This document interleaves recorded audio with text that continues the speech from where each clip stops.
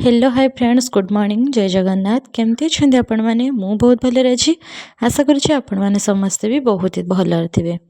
तो आज आम माँ झील आपण मानक स्वागत करुचु आ एक फ्रेश न्यू ब्लॉग वीडियो को।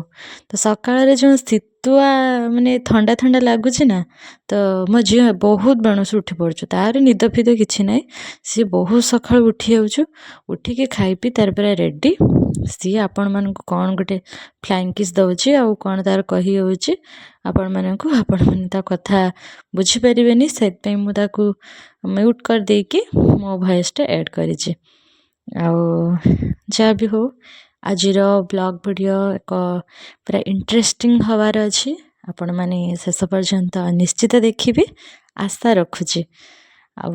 चलतु आज वीडियो स्टार्ट करवा हाँ वीडियो को समस्ते शेष पर्यंत देखिए ट्राए करेंगे शेष पर्यंत देखापी भल लगिले निश्चित सब्सक्राइब करेंगे निश्चित लाइक तो गोटे करेंगे आउ वीडियो को बहुत मात्रा रे शेयर करेंगे।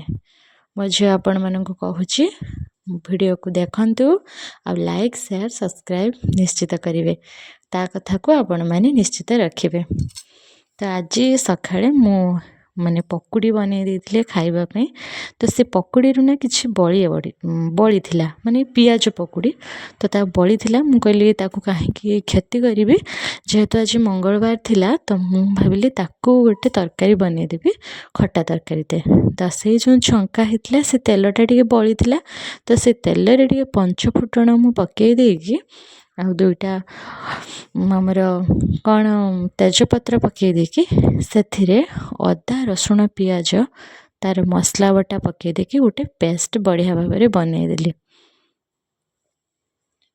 एटा हूँ झोलापाई लंच रे खाइबापाई मुई तरकारीटा बनईली आ से कौन से मसला बेसी ऐड करनी सांग मैंने आज केवल लुण लंका हलदी और धनिया गुंड ही पकई पकईकी भल भाव में ताकू मु गलई दउची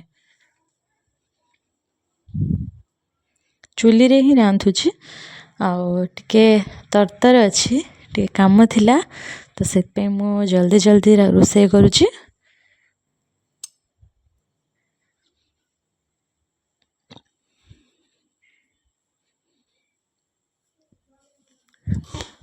देखिपे मसला भल भाव में मु कषि दउची मसलाटा भल से हो गले ना माने तरकारीटा भल लगे तो एतिकी भितर मु जो वीडियो बनाऊली तरकारी टिके माने मसलाटा लगिगला तो मु संगे संगे पानीटा पकईदेली से पानीटा पूर्वर टमाटो ऐड करार थिला जेहेतु करी लगिगला तो मुझे डरी जाकि संगे संगे पानी टिके मिसई देथिली ओके तापर टमाटो छाड़ देथिली। ये देखंतु पियाजी बड़ा आउ किछि भात रे ना मु दुईटा आलू पकई देथिली झोल रे पकेवा पई आ ताकू ही पकईकी मु झोलटा तैयारी करिबी।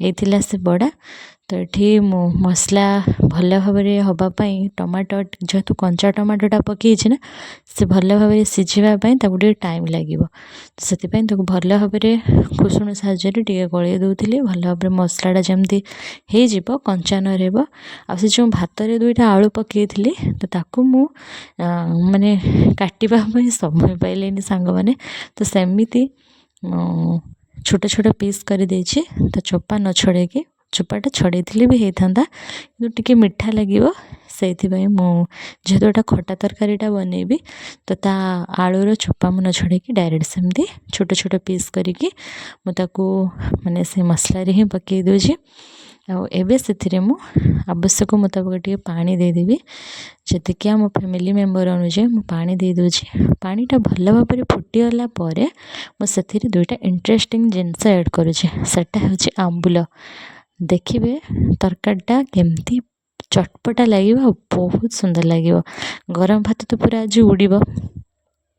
ये तरकारीटा मु सबुदिन बनाएनी प्रायतः किछि टाइम रे एटा बनाए तो यहाँ आम घर आंबुल देसी आंबुल आम गछरे आंब फली थिला आर वर्ष ता आंबुल आम निजे घरे बनईलु देसी आंबुल आ बहुत टेस्टी सांग माने तो माने झोलटा भल भाव में फुटीगला जो पियाज बड़ा रखी मुझे ऐड कर दूची कारण पियाज बड़ाटा ना पानीटा को टाणी नब जो झोलटा को से टाणी निए शोषी निए तो टिके पानी रखी देकी झोलटा ମୁଁ ତାକୁ ଖୋଲି ଦେଇଥିଲି।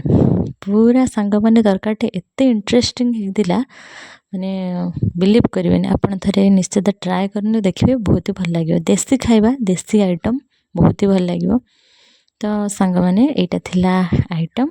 ଆଉ ତା ସହିତ ମୁଁ ବନେଇଥିଲି ଆଜି ଗୋଟେ ମାଛ। ପୂର୍ବଥର ମାଛ ଆସିଥିଲା, ତ ସେ ମାଛ କିଛି ବଳିଥିଲା, ତ ତାକୁ ମୁଁ ଭାବିଲି ସେ ଟମାଟୋ ମସଲା ଦେଇକି ଗୋଟେ ମାଛର ଗୋଟେ ମାଛ ମସଲା ଗୋଟେ ବନେଇଦେବି। ତ ମୁଁ ଯେହେତୁ ମସଲା ବାଟିଥିଲି, କିଛି ମସଲା ବଳିଥିଲା, ଆଉ ମାଛ ବି ବଳିଥିଲା, ଟମାଟୋ ବି କିଛି କାଟି ଦେଇଥିଲି। ତ ସେ ମାଛକୁ ଯେହେତୁ ପୂର୍ବ ଥର ଆସିଥିଲା ସେ ମାଛ ଫ୍ରେଶ୍ ମାଛ ନୁହଁ, ତ ତାକୁ ମୁଁ ଟିକେ ସୋରିଷ ତେଲରେ କଡ଼ା କରିକି ଭାଜି ଦେଇଥିଲି ଫାଷ୍ଟ। କାରଣ ମାଛଟା ତା'ର ସ୍ମେଲ୍ ଥାଏ, ସେ ସ୍ମେଲ୍ଟା ଯେମିତି ଚାଲିଯିବ ଆଉ ପାଟିକୁ ଟିକେ ଭଲ ଲାଗିବ, ସେଥିପାଇଁ ଭଲ ଭାବରେ ଟିକେ ମୁଁ ମାଛଟାକୁ ଭାଜି ଦେଇଥିଲି। ତାପରେ କଡ଼େଇରେ ପରିଷ୍କାର କରିଦେଇକି ସୋରିଷ ତେଲ ଟିକେ ନେଇଥିଲି, ଆଉ ସେଥିରେ ସେ ମସଲା, ସେମ୍ ମସଲା ଅଦା ରସୁଣ ପିଆଜର ମସଲା ଦେଇକି ସେଥିରେ ଲୁଣ ଲଙ୍କା ହଳଦୀ ଗୁଣ୍ଡ ଧନିଆ ଗୁଣ୍ଡ ପକାଇକି, ଯେମିତି ଯାହା ମସଲା ପକାଇ ଦେଇକି ମୁଁ କଞ୍ଚା ଟମାଟୋ ମୁଁ ପକାଇ ଦେଇକି ତାକୁ ଭଲ ଭାବରେ ଟିକେ ଗୋଳେଇ ଦେଉଥିଲି। କାରଣ ଏଥିରେ ମେନ୍ ହେଉଛି ଟମାଟୋଟା, କାରଣ ଟମାଟୋ ମାଛ ମସଲାଟା ଟିକେ ବହୁତ ଭଲ ଲାଗେ।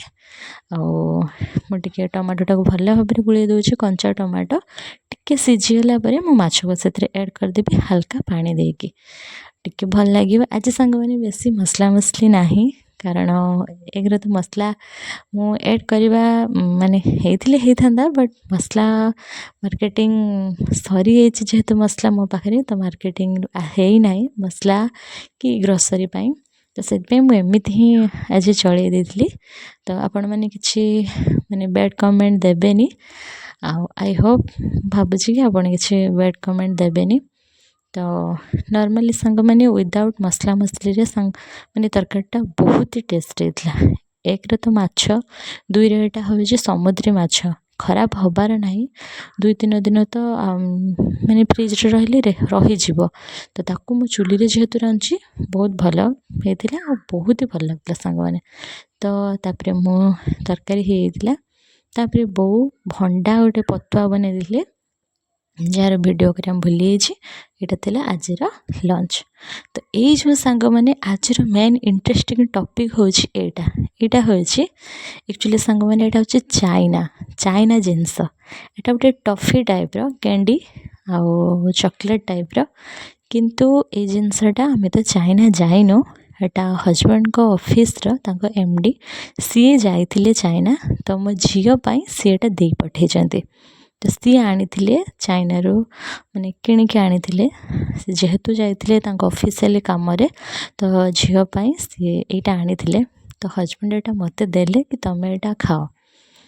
ମୁଁ ଫାଷ୍ଟ ଜାଣିନେଲି ଯେତେବେଳେ ଚାଇନା ଜିନିଷ, ମୋ ମନରେ ହଜାର ପ୍ରଶ୍ନ, କି ଏଇଟା ଝିଟିପିଟିରୁ ତିଆରି ହେଇଥିବ, କି ସାପରୁ ତିଆରି ହେଇଥିବ, କି ବେଙ୍ଗରୁ ତିଆରି ହେଇଥିବ, ଯାହା ଆମେ ଦେଖୁଛୁ ଜାଣୁଛୁ, ଆଉ ଆମେ ତ ପଢ଼ିପାରିବୁନି ନା, ଚାଇନା ଲାଙ୍ଗୁଏଜ୍ ଆମକୁ ଜଣା ନାହିଁ, ମାନେ ମୋତେ ଜଣା ନାହିଁ ଆକ୍ଚୁଆଲି ସାଙ୍ଗମାନେ। କାହାକୁ ଜଣା ଅଛି କି ନାହିଁ ମୁଁ ତ ଜାଣିନି, କିନ୍ତୁ ମୋତେ ଜଣା ନାହିଁ।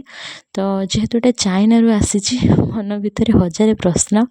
ଖାଇବି ନା ଖାଇବିନି ଭାବିକି ତାକୁ ବହୁତ ସମୟ ପରେ ତା'ର ମାନେ ଫିଟେଇବା ପାଇଁ ଲାଗିଲି, ଚେଷ୍ଟା କଲି ତା ଉପର ଜରିଟା, କିନ୍ତୁ ଏଇଟା ଏତେ ଟାଇଟ୍ ହେଇଥିଲା ତା ଉପର ଜରିଟା। ଏଇଟା ଗୋଟେ କ୍ୟାଣ୍ଡିଟା, କିନ୍ତୁ ତା ଉପର ଜରିଟା ପୁରା ଟାଇଟ୍ ହେଇଥିଲା। ଏଟା କିନ୍ତୁ ଏତେ ନୁହେଁ। ଏଟା ଯେଉଁ ଧରିଛି ମୁଁ ବାଦାମ ଥିଲା ତା ଭିତରେ, ବାଦାମ ପିସ୍ ଟାଇପ୍ର, ଚିକି ଟାଇପ୍ର। ଏଇଟା ମୁଁ ଫିଟେଇ ପାରିଲି, କିନ୍ତୁ ସେଟା ମୁଁ ଫିଟେଇ ପାରିଲି ନାହିଁ। ତ ଭାବିଲି ଏଇଟା ଦେଖି ଟିକେ ଟ୍ରାଏ କରିବା କେମିତି କ'ଣ ଲାଗୁଛି। ହାତକୁ ଏଇଟା ଜେଲି ଟାଇପ୍ର ଲାଗୁଥିଲା, ଗ୍ରୀନ୍ କଲର୍ ହେଇଛି, ଭିତରେ ପିନଟ୍ସ ରହିଛି।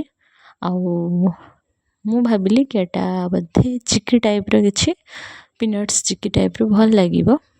ତ ମୁଁ ଦେଖୁଥିଲି କ୍ରଞ୍ଚି କ'ଣ କେମିତି ଲାଗିବ। ଏଇଠି ମୋ ଝିଅ ଆସିକି ଟାଣୁଛି କି ମୋତେ ଦିଅ ମୁଁ ଖାଇବି, ତ ତାକୁ ଆମେ ସ୍କିପ୍ କରିଦେଇଛୁ।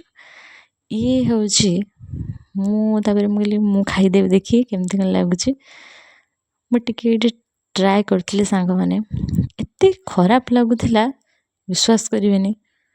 ନୋ ଟେଷ୍ଟ, ନା ଖଟା, ନା ପିତା, ନା ମିଠା, କିଛି ବି ଲାଗୁନଥିଲା, ମାନେ ବହୁତ ହି ଖରାପ ଲାଗୁଥିଲା। ଆଉ ମୋତେ ତ ଆଦୌ ଭଲ ଲାଗିଲାନି ସାଙ୍ଗମାନେ। ମୁଁ ଫାଷ୍ଟ କ୍ୟାଣ୍ଡିଟା ତ ଖାଇଲି, ଆଦୌ ମୋତେ ଭଲ ଲାଗିଲାନି।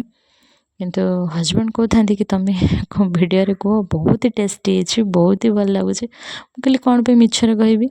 ତାପରେ ଏଇଟା ଟ୍ରାଏ କଲି, ଦାନ୍ତ ଭାଙ୍ଗିଯିବା ଉପରେ ଥିଲା, କିନ୍ତୁ ମୁଁ ଟିକେ ତଥାପି ଭାଙ୍ଗିକି ଟିକେ ଖାଇଲି। ଏତେ ଖରାପ ଲାଗୁଥିଲା, ମୁଁ କହିଲି ଥାଉ, ମୋର ଚାଇନା ଜିନିଷ ଖାଇବା ଦରକାର ନାହିଁ। ଇଣ୍ଡିଆନ୍ ଫୁଡ଼୍ ମୋ ପାଇଁ ବହୁତ ଭଲ, ମୋ ଇଣ୍ଡିଆ ଫୁଡ଼୍ ମୋ ପାଇଁ ବେଷ୍ଟ, ତ ମୁଁ ଏ ଫୁଡ଼୍ ଖାଇପାରିବିନି ହେଲା। ସେ କହିଲେ ଠିକ୍ ଅଛି, ମୁଁ ଖାଇଦେବି। ତାପରେ ହଜବେଣ୍ଡ ମୋ ପାଇଁ ଆଣିଥିଲେ ମକା ଇଣ୍ଡିଆ ଫୁଡ଼୍, ବହୁତ ହି ଟେଷ୍ଟ ହେଇଥିଲା। ପୁଦିନା ଲେମ୍ବୁ ଏସବୁ ପକାଇକି ମାର୍କେଟରୁ ଆଣିଥିଲେ, ମୁଁ ଘରେ ହିଁ ବନେଇ ନଥିଲି, ମାର୍କେଟରୁ ଆଣିଥିଲେ।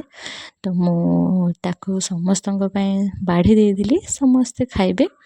ତ ସାଙ୍ଗମାନେ ଚାଇନା ଫୁଡ଼୍ ଆଉ ଇଣ୍ଡିଆ ଫୁଡ଼୍ ଭିତରେ ଏଇଟା ତ ପାର୍ଥକ୍ୟ। ଆଉ ଦେଖନ୍ତୁ ଏଇଠି ମୁଁ ମକା ବାଢ଼ି ଦେଇଥିଲି। ମୁଁ କହୁନି ଚାଇନା ଫୁଡ଼୍ ଖରାପ, କିନ୍ତୁ ମୋତେ ପ୍ରାୟତଃ ଭଲ ଲାଗିଲାନି। ଆଉ ଆପଣମାନଙ୍କୁ କେମିତି କ'ଣ ଲାଗେ କମେଣ୍ଟ କରିବେ। ରହୁଛି, ଜୟ ଜଗନ୍ନାଥ। ଆଜିର ଭିଡ଼ିଓଟା ଏଇଟା ଥିଲା। ଆଉ ଏଇଠି ମୁଁ ଟିକେ ମକାଟା ଟେଷ୍ଟ କରିଦେଉଥିଲି ସାଙ୍ଗମାନେ। ରହୁଛି।